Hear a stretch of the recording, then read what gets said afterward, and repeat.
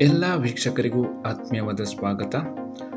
ಸೃಷ್ಟಿಯಲ್ಲಿ ಎಷ್ಟು ಲೋಕಗಳು ಇವೆ ಎಂದಾಗ ನಮ್ಮ ಮನಸ್ಸಿನಲ್ಲಿ ಬರುವ ಉತ್ತರ 3 ಲೋಕಗಳು ಎಂದು.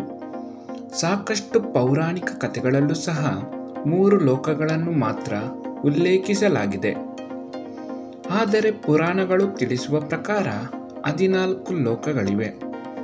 14 ಲೋಕಗಳು ಯಾವುವು ಎನ್ನುವುದನ್ನು ತಿಳಿಸಿಕೊಡುತ್ತೇನೆ. ದಯವಿಟ್ಟು ಈ ವಿಡಿಯೋವನ್ನು ಕೊನೆಯವರೆಗೂ ನೋಡಿ ನಿಮ್ಮ ಅನಿಸಿಕೆಗಳನ್ನು ಕಾಮೆಂಟ್ಸ್ ಮೂಲಕ ನಮಗೆ ತಿಳಿಸಿ. ಈ ಲೋಕಗಳನ್ನು 7 ಮೇಲಿನ ಲೋಕಗಳು ಹಾಗೂ 7 ಕೆಳಗಿನ ಲೋಕಗಳೆಂದು ವರ್ಗೀಕರಿಸಿದ್ದಾರೆ. ಮೊದಲಿಗೆ 7 ಕೆಳಗಿನ ಲೋಕಗಳನ್ನು ತಿಳಿದುಕೊಳ್ಳೋಣ. ಅತಲ, ವಿತಲ, ಸುತಲ, ತಲಾತಲ, ಮಹಾತಲ, ರಸಾತಲ ಹಾಗೂ ಪಾತಾಳ ಲೋಕ. ಇನ್ನು ಮೇಲಿನ 7 ಲೋಕಗಳನ್ನು ತಿಳಿದುಕೊಳ್ಳೋಣ. ಸತ್ಯಲೋಕ, ತಪೋಲೋಕ, ಜನಲೋಕ, ಮಹರ್ಲೋಕ, ಸ್ವರ್ಗಲೋಕ, ಭುವರ್ಲೋಕ ಹಾಗೂ ಭೂಲೋಕ.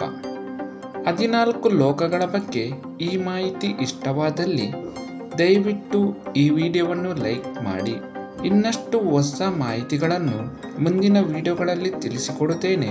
ಎಲ್ಲ ವೀಕ್ಷಕರಿಗೂ ಧನ್ಯವಾದಗಳು.